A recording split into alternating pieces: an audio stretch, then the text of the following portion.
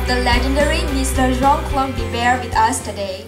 Mr. Biver is the current chairman of Hublot Watch, and back in the 1980s, with his leadership, he single-handedly saved the Swiss watchmaking industry from the quartz movement. Mr. Biver is also extremely well known for his innovation, turning a watch into an art piece. He's the first in the industry to combine precious metals with rubber and other materials, revolutionizing the watchmaking industry.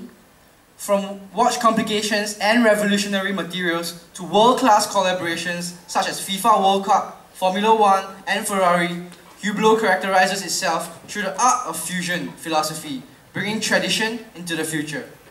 Today, the chairman of Hublot and veteran of Swiss watchmaking industry, Mr. Jean-Claude Biver, has come to Singapore Polytechnic to share with us his vast knowledge and experience on the topic "No Innovation, No Future," and to reveal the success to the development of luxury in the current global economy.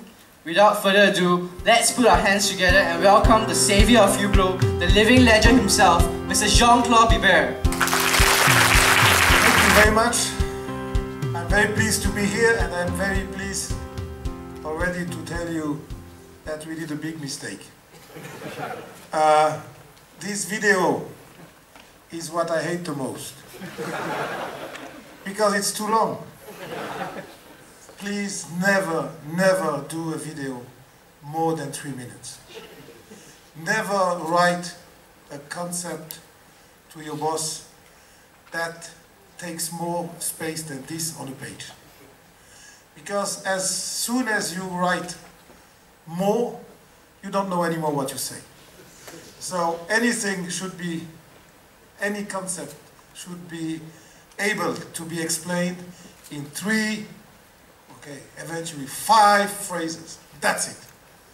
So the video is really makes me mad that I have been 10 years at Hublot and that these idiots do still videos like that. It's the Hublot TV department, and they believe the more they show, the better it is. No, it's the contrary. It's more difficult to say in 3 minutes what you could say in 8. But they don't respect us, because they say these idiots, they can watch that during 10 minutes. The respect is to make it short and very precise. Do you see, important is that you can detect the mistakes. The mistake is the first learning process of the human being. No mistakes, no activity. Bad managers, I recommend them to sleep till 3 o'clock in the afternoon, because only when they sleep, they do no mistakes.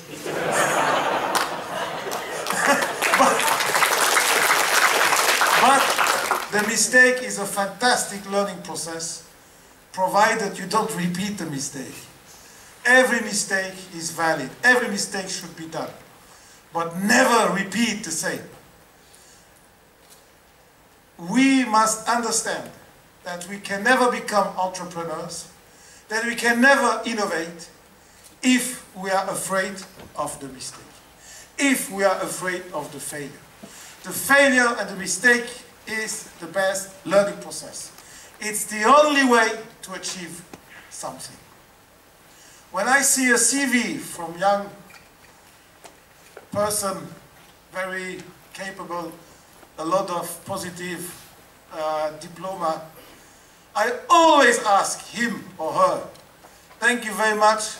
Now, please tell me 3 big mistakes you did in your life. I saw your curriculum, it's perfect. 3 mistakes, please. Some they cannot mention. These people I don't want. I want people who are capable to recognize what they did wrong, because when they recognize what they did wrong, means they can progress. An entrepreneur is somebody who innovates. Innovation is not only in the research and development department. Innovation is a mindset. It's an attitude versus life. The baby, you are born a baby. The baby innovates. It's the first thing he does when he comes on planet Earth. Innovation belongs to us. We are born to innovate. The innovation is the process of the human being. Later on, through education, through the schools, the parents, the religion, the whole social pressure, we suddenly start to lose our instinct. We lose the creativity, and we transform ourselves in technocracy. Technocrats we need in the government, eventually, even not in the government we need innovative people. But we become slowly technocrats. Technocrats who repeat a word, who think that knowledge is important. But believe me, Einstein said it, I just repeat. Creativity is above knowledge. Knowledge is today free of charge for everybody. But innovation, creativity, that is more powerful. So we are all born like that. But later on, the society, the parents, the school, the government, everybody tries to put us in a cage, in a frame. And the frame population is easier to manage than a lot of creative people. And we have to learn to come back to creativity. Picasso, you know, he was a French painter. He said, it took me 60 years to get young again. It took him 60 years to find back the creativity he had when he was a child. And when you look at the paintings of a child, there is so much instinct, so much creativity. And that is all in you. You all owe it. It's all yours. It's your treasury. And you must never lose it. Let technocracy come in. Let knowledge come in. But store it on the left side. And keep your creativity on the right side. And every time, take your creativity, bam, and put it on top of knowledge. And the more you know, the higher your creativity will be. So knowledge is the first stage. But then, creativity must be put on top of it. I speak like that because I want to speak to students. I want to speak to students who want to achieve something. I want to speak to students who want to become creative, which means entrepreneur. Entrepreneur, as I said, is a creator. An entrepreneur is a person that is not afraid to fail. I know it's easy for me to say, but you have seen, I just made a mistake. I didn't check the video that came in. I have daily failures. Every day I do something wrong on my team. But if my team does wrong, it's the same as if it would be me. I cannot dissociate myself from the team. I am the team is me. So when the team does wrong, it's me who made wrong. I should have control. The failure needs, the mistakes needs to be forgiven. Because if we cannot forgive the mistakes, we will all be frightened and we will not do any mistakes anymore. And when we do no mistakes anymore, we are sleeping or we are not active. Or we work in a system where you just have to follow instructions. If not, we have to do mistakes because we want to be active. For students, it's difficult because you have been framed and one day you must get out and get back to you. Get back to you with all this knowledge and get back to school. After school, you start to study, I say. Because while you are at school, you don't need to study, you don't need to learn, Because every day the learning gets into your body. The teacher comes with a drink, drink this, and knowledge comes in. So, you don't need to learn. But the day there is no teacher to give you the daily drink of knowledge, what will you do? If you start to believe that you know, then you are lost. Because that's exactly the day where you don't know. When you have finished to study, the learning process starts.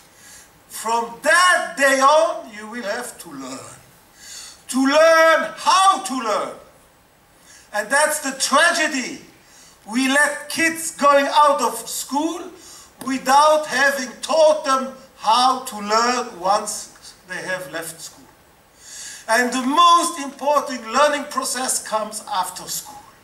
And that's where you will become wise, through learning. Learning makes you rich.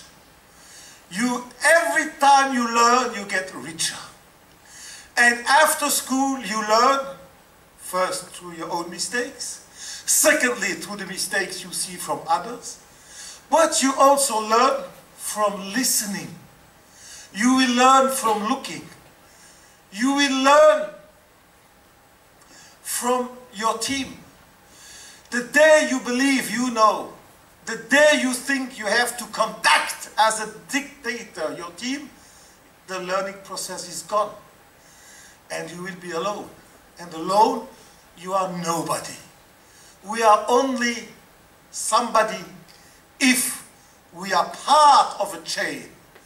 And whatever you are, if you are entrepreneur, you must be the head of the chain, but you must create a chain. You must create a team with you. An entrepreneur that is alone can be an artist, that's great. Artists are very creative, why not? But you are not in a polytechnic school to go back to the forest, to the jungle and to make pictures. You have probably a career profile or ambition. So remember, you will need a team. You will have to conduct a team. You will have to manage a team. You will have to motivate a team. You will have to share with a team. You will have to respect the team. You will have to forgive the mistakes of the team. That is the real value of an entrepreneur. And that is how the first steps of innovation, creativity starts. That's already creative. To build a team is a creation. To keep the team is a creation. To enrich the team is a creation. To share with a team is a creation. So creativity is not in making a great design for a new watch. Of course, that's also creativity. But creativity is a much larger thing. Creativity is life. Life is creative. Nature is creative. Animals are creative. With no creation, no life. Life would stop if plants would stop being creative. Plants can only survive due to creation. Their creativity keeps them in life. Animals have transformed. That's how they stayed alive. And the animals that have not transformed, that were not creative, they died. So the creativity is everywhere, in every aspect, in every second of your life. And when life is creativity, then life starts to be beautiful. Because you are the master of the life. You are conducting your life. You are managing time. Time is on your side. Time is yours. Wow. Then life starts. And that is what we expect you to do once you leave school. That if you do this, it was worth going to school. If you don't understand this, then you were at school, why not? Your parents paid, you had some good time. and that's it. No, there is much better to do. You must create life. You must create your destiny. The destiny is yours. You are conducting it. And destiny is not waiting that something happens. Destiny is moving. And the more you move, the more everything comes to you. And one day, luck will also come to you. Luck is everywhere. This room is full of luck. We just have to meet it. But it's not by staying and being negative and no optimism that you're going to find it. And don't forget, you have never worked up till today. Working means 16 hours a day, 362 days a year. That is work. And if you're not capable of working 16 hours a day for 362 days, then it's difficult to become an entrepreneur. Because 8 billion human beings want to be entrepreneur. And how will you make the first difference between you and the others? By the work. Everything starts with work. No work, no future. I'm sorry, no work, no future. I don't say that for my employees. I respect my employees. In Switzerland, the employees are entitled to 4 weeks holidays. We are happy to give them. And I will never ask to my employees what I ask to myself. I ask to myself much more, because I'm the leader. The leader has more obligations than the employee. The employee has privileges. The leader has obligations. A leader can never get a privilege. He has already the privilege to be leader. He has obligations. The employee, the member of the team, they have privileges. They have 4 weeks holidays. They can work only 10 hours a day. But not the entrepreneur, not the leader. How can the leader work the same time than the team? The leader must work double the team, because he has to lead. When I was a young kid, 31 years old, the president, it's already 34 years ago. So for me it's long time. But the president of Switzerland, president, the #1 man, I asked for a subvention because I had employed 10 watchmakers. It was middle in the crisis, and for every company that would employ 10 jobless watchmakers, there was a subvention of $500 per person. So it was $5,000. So I said, no. People said to me, apply for that. It's $5,000. They give it to you. You owe it. You have 10 employees, 10 watchmakers. I wrote the application. It came back an invitation to go to the minister and the one who was in charge of this this subvention.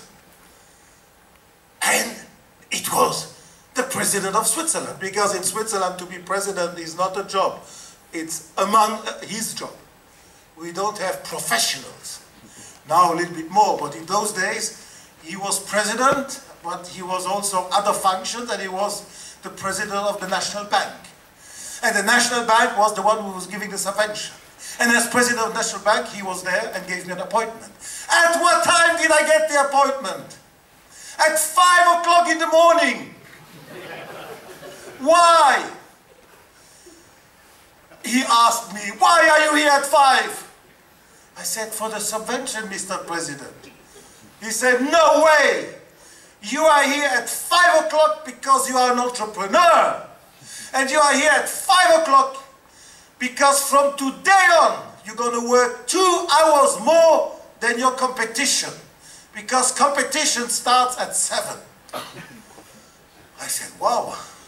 Yes, and only for 300 days per year. I don't ask you 362. 300 days per year, you're going to work 2 hours more. That is how much, Mr. Biver. I said, 300 days, every day, 2 hours, that's 600 hours. Right! And competition works 40 hours per week. That's how many weeks? 600 hours divided by 40, 15 weeks. And that's how many months? 4 months. So if you work 2 more hours per day, you catch up 4 months on your competition. I said I'm going to work 4 hours more. So that 31-year-old president of Switzerland talks to young men. And then he said, subvention, I can do nothing for you. You cannot get, you're not entitled. I said, why? Because we give money if you reinsert watchmakers into another job. Because we have to transform these poor watchmakers who have no job into micro-mechanic. And you have not done this, you have just employed watchmakers. We want watchmaker to learn a new job. And for that learning process, we give 500 per person. Not for somebody who employs a watchmaker. So I left at 5. I had no subvention, but I had the best advice of my life. From there on, I never started after 5. And when I had a lot of competition to fight, I started sometimes at 3 and sometimes at 1:30 in the morning. And when you start at 1:30 or 3 o'clock in the morning and everybody sleeps and you work, you only regret when it's 7. You say, now they get up. Now I no more gaining. Now I'm like the others. And you only dream that tomorrow again you can start. There is nothing better to work when others are sleeping. But the problem is competition is not sleeping. They have also learned to learn. And they have also learned to work. So that is my advice to you. Don't be afraid of work. Work is your first asset. And work can only be done with your body. And your body is the biggest asset. You must respect your body. You must train your body. Like these sports guys. Because the body will transport your brain. And your brain will be free if the body is safe. Don't be afraid of failures. Have courage. Have the courage to say, guys, I did wrong. Wow, we are not 100% in the right direction. But I can feel if we do 40 degrees left, we will be right. And then you go 40 degrees left. And a few weeks later you say, we have to go back 20 degrees right. And that's how you come to the future. That's how you make a vision become real. There is no vision that is right like this. It's impossible. All this is creativity. You see, and all this creativity is in your brain, is in your body, is in your soul, is in your guts. You must just get it out of you and take life and say, now I am master. I will conduct my future. I will make my destiny. That is for me creativity. And that is for me the most important creativity. Creativity is also to refuse the past. So many times have we been used to that the past is the rule. The past was the rule. And the past never repeats the same. It repeats similar, but never the same. We have always thought that gold is the oldest metal that human beings have started to work in jewelry. 10,000 years ago, Tutankhamun in Egypt. But since then, we have always believed that gold is very soft metal, that gold is very heavy metal. And we have accepted this as a fact. At Hublot, I said, who tells me that gold is soft. Mr. Biver, that's gold. Gold is soft. We cannot change this. I said, who says we cannot change? How can you tell me we cannot change? We can go to the moon, to Mars, we can do everything. We can even destroy planet if we want. But don't tell me that gold cannot be changed. And we found a professor, Professor Mortensen, from the ETH in Lausanne, professor in metallurgy in the MIT and in Lausanne. And I told him, can you not change gold? And he said, eventually, if you are ready to invest for 10 years, and if you are ready that in 10 years we have not achieved it, I'm going to try. We tried to transform 18-karat gold, and 5 years later, we invented the first 18-karat gold in history after 10,000 years, the first 18-karat gold, non-scratchable. You can buy a wedding ring, and you can divorce 3 times, it will still be, it will still be polished.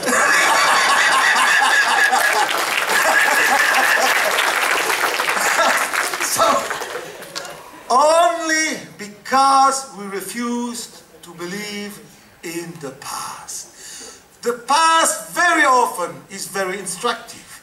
Very often we must refer. But please, the past is there to be used. And the past is there to be transformed. Gibson, he makes guitars. And one day, Les Paul, a very famous guitar player, he died 2 years ago at 95 years old. Les Paul said to Gibson, "Hey Gibson, why can't you make a guitar with other sounds?" And Gibson said, "Are you crazy? Have you drunk again? What do you want? I have the best wood, I have the best sounds." "No, can you not make an electronic sound?" And Gibson said, "Crazy guy." But he was a very close friend to Les Paul. And he said, "Okay, Les, I'm going to try." And what did Gibson do? He connected old Spanish guitar to amplifier to electronic. And once he had connected, Les Paul came and he started to play. Wow! And it was still a guitar, but with new sounds. These new sounds, through the electronic guitar, has given birth to new music. All this American music, all the rock and roll, Beatles and everybody, would not exist without electronic guitar. It was the idea of Les Paul to say, "Please transform me this Spanish guitar into a guitar with other sounds." It was past, because the guitars still looked like a guitar, but it was future, because they had connected yesterday to tomorrow. And when you connect yesterday to tomorrow, that's life. If you are dead, you cannot connect anymore to tomorrow. Tomorrow is gone. So a life means the possibility to connect yesterday with tomorrow. And if you take part of yesterday, which you know, and part of tomorrow, which is your creativity, your imagination, then you create life. That's life. And that is what you are going to do. And that's why you are here at that school. And when that school can teach you this, then if you do 3.6, 3.9, who cares? Nobody. When I say that to my wife, she said, "Don't tell the kids." I say, yes, they must know that it doesn't matter. And I prefer somebody who succeeds at the limit, even if I have to call the professor and say, "Is my son." He has the same name as me. No, in Switzerland it's impossible to do that, but I have tried once. It didn't anyway. So even if I prefer this than somebody who is frightened, who has no creativity, but who is full of knowledge. And knowledge with no creativity is a computer. The computer is knowledge with no creativity. And we don't need computers, we have them already. So, the students or somebody has prepared great questions. I didn't have the time to read, there were 3 pages of questions. But I think I stop now. If not, I will have no opportunity to answer the questions. Because at 3:30 or 3:40, I will have to move to another conference, which I give to some collectors of watches who want to meet me at 3:30 or something. I don't remember. Yes, 3:30, I don't remember. No, 4 o'clock in Malmaison. So, ladies and gentlemen, I don't know how to proceed. We go on with questions and answers, huh? Thank you very much for such an inspirational and interesting talk. Okay, so creativity, innovation is not only luxury, it's everywhere. I said it, it's in every human being. And there is no difference to create for a cheap product or luxury product. And in every creativity, every creation, there is emotion. Because creativity comes from your heart, comes from your passion. There is even an emotion in the iPhone. There's an emotion in Mac.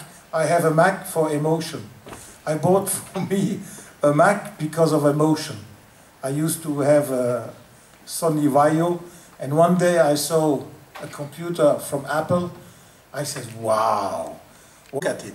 I will use it. So I bought a Mac because of emotion. So the emotion is even in a computer, in a phone. Emotion is everywhere. Okay, thank you. Do we have another question from the floor? Strategies for Hublot also includes celebrity and endorsements. Would you care to maybe elaborate on how you select these celebrities and the image? Okay, that's a good question. I select celebrities once they have bought a Hublot full price.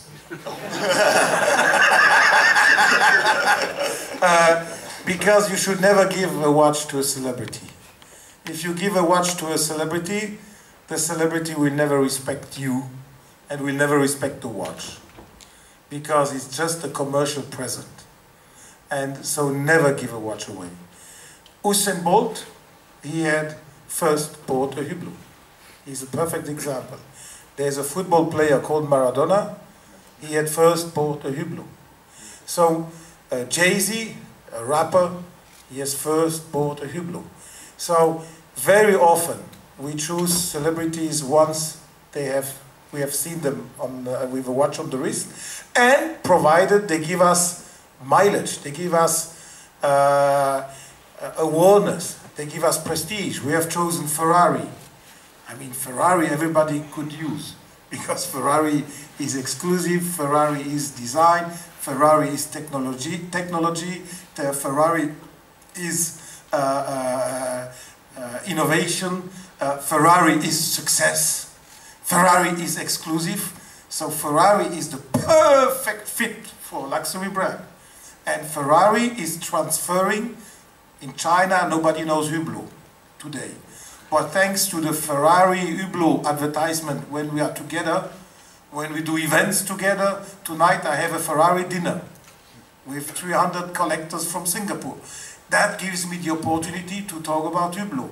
So there are partnerships like Ferrari where we get a transfer of image, a transfer of prestige. Okay, well, in that case, thank you, Mr. Biver, for being here with us this afternoon. We're again truly very honored to have you, the legendary icon of the Swiss watch industry, with us this afternoon. So I will be icon eventually after my death. You cannot be icon when you're alive. So I will try hard. Almost, yes. Almost an icon. So on behalf of Singapore Polytechnic, I'd like to thank you for one more time for gracing us with your presence. And now I would like to invite our Deputy Principal, Mr. Hee-Jo Liang, on stage to present a token of appreciation to our guest for his time and valuable insight. Fantastic. Yeah. Excellent. You have some royalties on it, huh? Okay. Singapore Pali.